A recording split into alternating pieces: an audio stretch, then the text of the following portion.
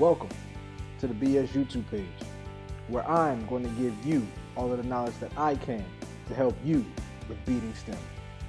Let's jump right into it.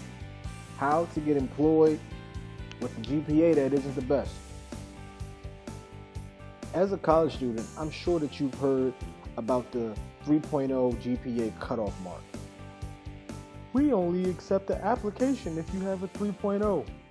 We'll accept the 3.0 applicant, but 3.5 GPA is preferred. These are common sayings that you'll see on job postings and internship postings. Now, if you have a 3.0 or higher, it really doesn't faze you. But if you have a 2.9 or lower, it leaves you feeling unmotivated, discouraged, in the dump, and like there is no way for you to get a good and respectable internship or job with your GPA. And it's not like you haven't been trying, but contrary to popular belief, college is hard.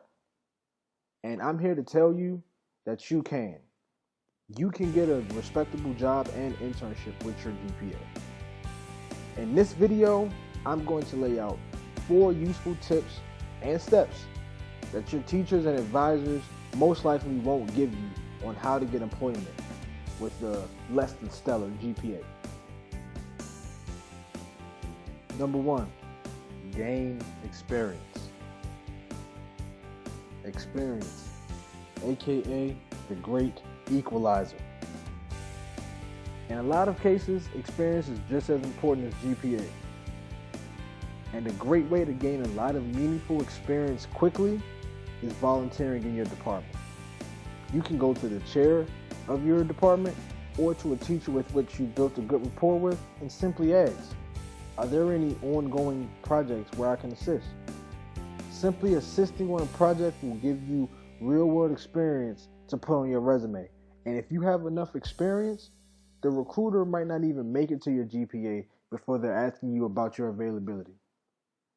It's never too late to ask. It's never too late to gain experience. It's never too late to volunteer on a project. Number 2, talk to people directly.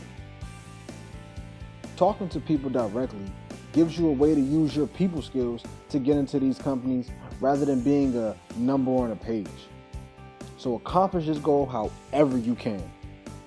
No matter if that's going into the company's front desk and asking to speak to a staff member that's available, or attending a job fair, or even going to a conference, or even calling and emailing these people.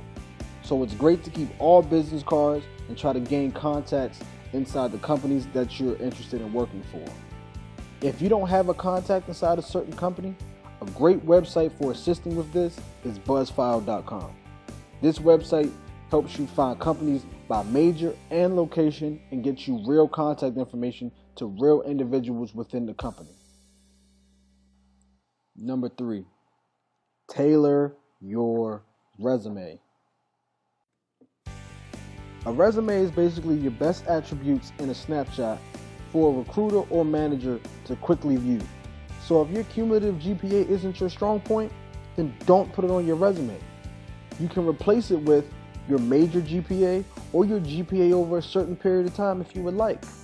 But if you don't want to put it on there, it's perfectly fine to leave it off altogether. Focus on your strengths and experience that relate to the position that you're applying for. So if you're applying for a research internship, you might want to leave off your summer job at the fast food restaurant and replace it with your 3-week project that you did on molecular structures. Also, don't be afraid to submit cover letters that express your interest in a company. It might be the thing that sets your application apart. Just don't make it overbearing, of course. Last but certainly not least, number 4, apply to a wide range of places. I am a firm believer in the saying, it's better to have options and not use them than to not have options. So I always think it's best to apply to a wide variety of companies. Small companies, large companies, companies up the street, companies across the country. Because each type of company has its own pros and cons. Like small companies aren't as hard and stringent on GPA, but generally you'll have to work harder because the teams are smaller. Large companies, on the other hand, are much harder to get your foot in the door, but won't generally overload you with work during an internship or entry-level position because the teams are larger, you can shadow someone, and they can kind of ease you into the fray.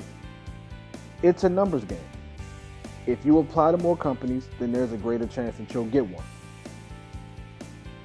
And if too many companies say yes, then that's what my mother likes to call a good problem.